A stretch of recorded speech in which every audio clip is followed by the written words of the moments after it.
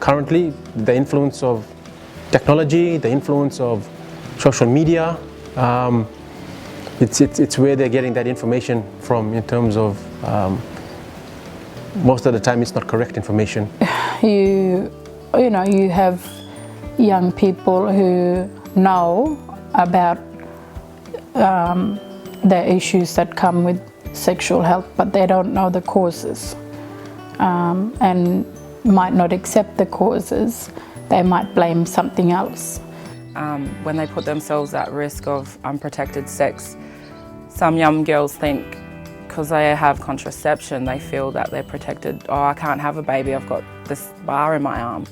But it doesn't protect you from, STIs and STDs, HIV, syphilis. So education is probably that barrier, trying to break that and get them to understand. So I think it's important to give them those tools and stories to make sure that they understand what really happens and how they can talk about it at their level. I think things still have ways to go in educating people and letting them know what is available, taking the taboo out of it, and that way breakouts like syphilis can be a thing of the past. If we could educate them around these things, we'd probably, hopefully, would see a better future for our younger generation. I did try and run regular yarning sessions. We did focus a lot during these sessions on sexually transmitted infections, on bloodborne viruses, and on sex and the law, age of consent, and all of these things that we found were issues in community. So our program, we cover, in the female package, we cover 9 units. So the units consist of puberty, sex, safe sex, well women's checks, contraception, relationships, body care, not too sure if I said pregnancy, but we cover all aspects of health, like holistic health. But we cover the basic information. We only fill in the gaps on what they're not being taught and what they don't know. Because when I went to school, we actually had a lot of sexual health education classes, and nowadays when I speak to the younger generation, my cousins and stuff, they don't have as much as we had, and they do not have talks on STIs in their sexual health education classes. They only have the actual sexual health talks about the reproductive system, the male and female body, but they don't have the talks about the risks of non-safe sex. And this is where a lot of the preventable programs are essential to go into early age, giving them the information and how to make healthy choices. Not only about sexual health and STIs, but in terms of healthy relationships and decisions that can really impact your future. But the issue really isn't STIs. Through conversation, the main message is about decisions. Being a strong decision maker. If that group of friends or their group of peers are doing things that mightn't be at their best interest for their health, for example, at-risk behavior, if they're doing drugs, experimenting with drugs, alcohol, and I try and link it all in, say these things can really affect your decision making, and and get you in a bit of trouble, and you probably learn the hard way. And what I'm trying to sort of say to you guys here, or tell you young fellas before you head out for the weekend, could really, save you from the situation.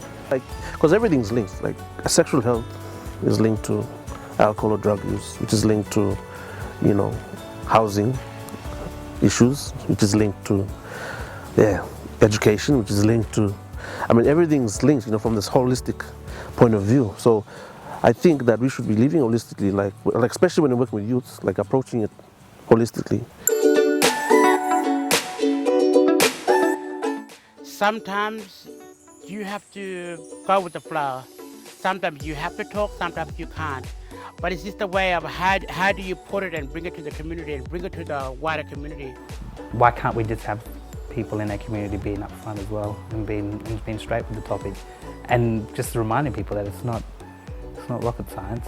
We all they've experienced it, and this is normal, so talk about it before it becomes an issue. We actually did a lot of consultations with elders within the community and sat down on the ground and asked them what do they need, what would they like.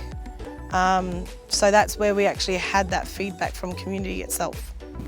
We engage all the households and just say we're going down this path, and so whatever they determine the issues to be, and so there's a bit of negotiation. We can say, look now, for example, our STI rates, we might need to do a bit all the family approach to that. Obviously, when we do our education or information sessions in community, it's male to male and female to female, very sensitive area. And you know, we do that through particular activities or sessions if you're doing it at school. The other strategy is to go out on communities and run sexual health information with small groups of young people and involve elders where it's possible to be present when we do those education sessions. Basically any group we can find in the community, we'll go out and sort of deliver education to those groups to get them all on board to come in and get screened, and that way the whole community knows how important it is that that they come in and get tested. So we had like a Deadly Divas group where all the girls, came together and where we spoke about girls' issues. We did cooking and that sort of stuff. So it was like all put into one, and that we had to they showed us photos and informationized videos and more hands-on sort of activities, and even had like guest speakers come in, so it wasn't just one teacher talking over and over again. It seemed to be an important place for them to come to have a rest from their life and to be able to do some art projects and unwind and just have a break mentally. And the people in community go through a lot. They have a lot of pressure put on them in families and things, so being able to take that time out was very therapeutic for them. And while you sit down and help provide meals and sit down and do these projects with them, you would still get information sharing there in those situations. Like, I believe that visual aids are very good for our people because they learn and grab things better. Now we're talking to them all the time, they don't get a picture. So you take, today you've got to take something with them so they can get a picture of what the body looks like and how the disease can start. It's a magnet board. It's made by Japanese Family Planning. It's a magnet board and has a picture of basic female anatomy, and it's got little magnets, plastic magnets that you can stick on and tell the story and move things around on it. Yes, I mean, we do use photos and we use other graphics that we can get off of what's around, and there is a lot of clinical data around. We do pick whatever the conditions are and we'll download those photos and we'll package them in a nice thing, so when we're doing that sort of stuff we could have like a little flip chart with all the STIs and the conditions and stuff like that, and let people look at that stuff and then ask questions around it. The pictures are good because I think a lot of our words in English don't really have a lot of meaning or no context, and it gives you something to talk to in a third way as well.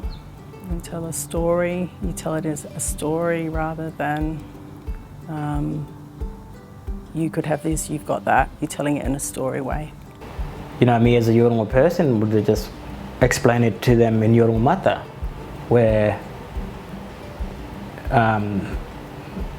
they're comfortable. They feel comfortable because it's their native language, They open up more and feel relaxed. Nobody wants to listen to some medical jargon, So I try and break it down like that, try and do it in Yolngu Mata. The more access that people have to information, the better the better, more informed they will become, so then they can make more informed choices around being in a situation where, there is that sexual content and whether or not they wish to engage or disengage.